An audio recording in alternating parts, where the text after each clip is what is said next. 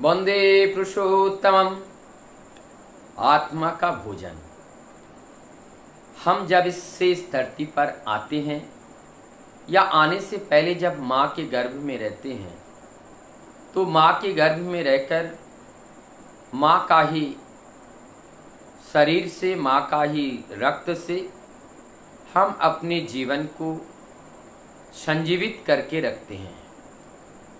और जब भूमिष्ठ होते हैं, जन्म लेते हैं और जन्म लेने के साथ साथ हमारे अंदर सारे सिस्टम एक्टिव होकर के जीवन को चलाने लायक सारी व्यवस्थाएं स्वतः ही शुरू हो जाता है।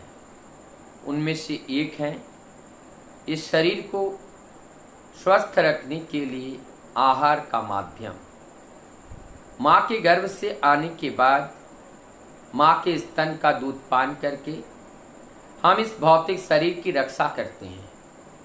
जैसे जैसे हम बड़े होते हैं फिर हम बाहरी खाद्य पदार्थों को ग्रहण करते हुए हम अपने शरीर का रक्षा करते हैं। शरीर को धीरे धीरे हम वर्धन के ओर ले जाते हैं। तो क्या हमारे अंदर ये जो शरीर है, ये शरीर में को हम भोजन दे करके रक्षा करते हैं। हमने कभी सोचा कि भोजन के द्वारा हमारे शरीर की पुष्टि होती है, हमारे शरीर की पौष्टिकता प्राप्त होती है, हमारा शरीर बलवान होते हैं, स्वस्थ होता है। लेकिन एक सूक्ष्म शरीर भी हमारे इस भौतिक शरीर के पीछे है। और उस सूक्ष्म शरीर का भोजन क्या है, अर्थात वो जो आत्मा है, उस आत्मा का भोजन क्या है। क्या उस आत्मा के लिए हम दाल, रोटी, चावल, मीट, मछली क्या ग्रहण करते हैं? वो आत्मा, वो सूक्ष्म शरीर क्या ग्रहण करते हैं? वो सूक्ष्म शरीर ग्रहण करते हैं, हमारी भाव को ग्रहण करते हैं।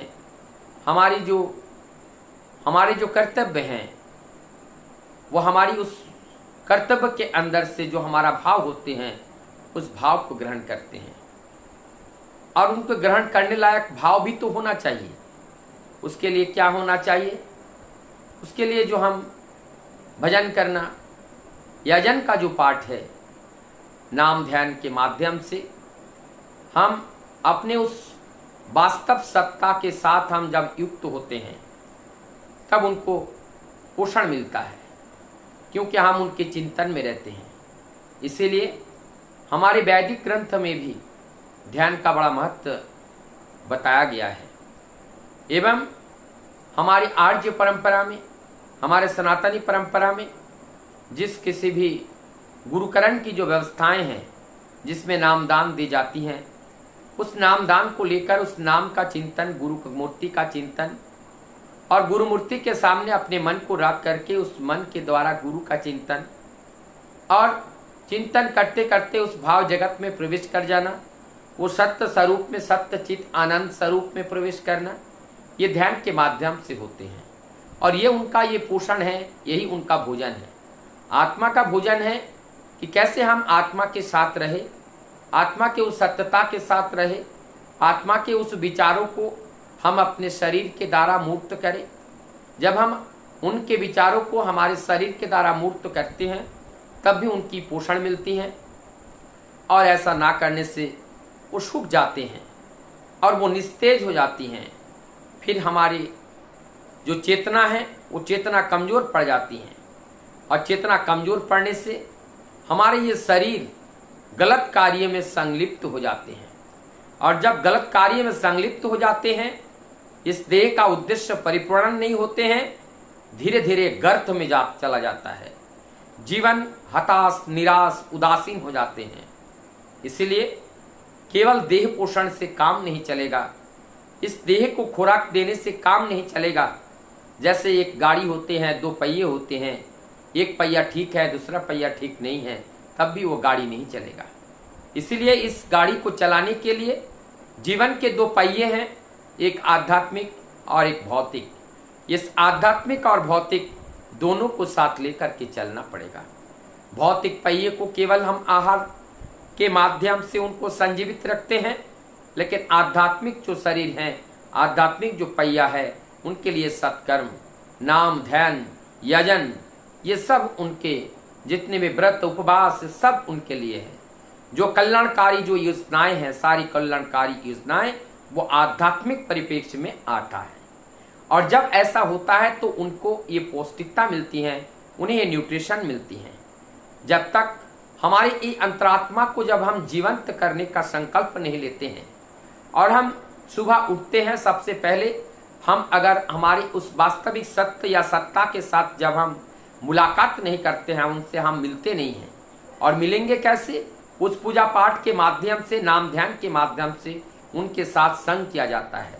सत्य के साथ संग किए बिना भौतिक जगत के साथ संग करने के लिए अगर हम जाते हैं तो धीरे धीरे हम उस जड़ के साथ आसक्त हो जाते हैं। हमारा मोह माया ये बलवंत हो जाते हैं। तब आबद्ध होकर के हम उसी में चिपक करके गुड़ में बैठे हुए मक्खी की तरह हम अपने प्राण को भी यहाँ आहुति कर दे देते हैं। तो ऐसा ना हो, इसके लिए हमें जागरूक रहना पड़ेगा, हमें चेतन रहना पड़ेगा। और चेतन रहने के लिए हमें नित्य दिन उस नित्य कार्य को करना होगा। नित्य कार्य को सर्वप्रथम करना होगा।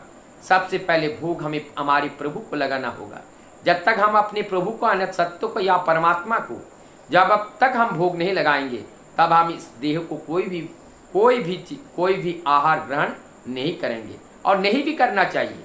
क्योंकि जिनके माध्यम से हमने इस जगत को देखा, जगत को देखने के लिए इस देह को पाया, और इस देह के अंदर स्वयं प्रभु आज विराजमान है, और उस विराजमान रहते हुए उनको भोग निवेदन ना किए हम अगर इस देह के भोग निवेदन करते हैं, हमसे बड़ा पापी इस दुनिया में और कौन होगा। तो हम इतना बड़ा गलत कर्म हमसे ना हो जाए, इसलिए सर्वप्रथम परम दयाल श्री ठाकुर जी आज कलयुग में आकर के इष्टभीति का विधान दिया है। इष्टभीति का विधान बहुत सहज तरीके से दिया है। इसका कारण ये है, इस कलयुग के मनुष्य 24 घंटे में 25 घंटे वर्क करते हैं, और वो अपने दिमाग चला करके अपने टेक्निकल ये दुनिया है, इस टेक्निकल दुनिया में इलेक्ट्रॉनिक मीडिया है, और इस इलेक्ट्रॉनिक मीडिया में किस तरह से अपने आप को व्यस्त रखे हुए हैं। और इस व्यस्तता भरे जीवन में हम प्रभु का चिंतन करना है, और उस चिंतन करने के लिए प्रभु का अभी भोग लगाना है। तो भोग हम कैसे लगाएंगे? हमारे पास वो समय नहीं है। इसलिए आज परम दयाल ने सहज उपाय कर दिए हैं। आप अर्घ ले लो और प्रभु के चरण में निवेदन करो, और इस प्रभु के वो इष्ट अर्घ हो जाता है। और इष्ट अर्घ के वो प्रभु के सकाश में, अर्थात जो विश्व मंगल केंद्र बना हुआ है, जो जगत कल्याण केंद्र बना हुआ है, वहां पर हम भेज सकते हैं। और वहां भेजने पर फिर ये मानव कल्याण के लिए वो अर्थ जो है कार्य में आता है। तो इस तरह से हमारा जीवन जो इस आत्मा का भरण पोषण करने के बारे में चिंता करना चाहिए। शरीर को पौष्टिक रखने के लिए जैसे आहार है, उस तरीके से हमारे अंदर जो जीवात्मा है, जो आत्मा है, जो सूक्ष्म रूप में है, उस सूक्ष्म रूप के चेतन और बुद्ध रख करने के लिए हमें क्या करना पड़ेगा? उनको भी पोषण देना पड़ेगा। और वो पोषण है नाम ध्यान करना, याजन करना, इष्टभीति करना। ये सारे जो हमारे पंच यज्ञ के रूप में परम दयाल ने हमें दिए हैं, ये पंच यज्ञ ही यजन इष्टभीति सस्तनी और सदाचार, इसके माध्यम से ये पोषण मिलते हैं। हमारी आत्मा का पोषण है, ये आत्मा का पोषण है। इस पंचनीति के माध्यम से आत्मा की पोषण दी जाती है। और जितना आत्मा की पोषण उतना शरीर की पोषण, दोनों जब बैलेंस होकर के चलता है तो एक बैलेंस लाइफ होता है। इसमें एक सुंदर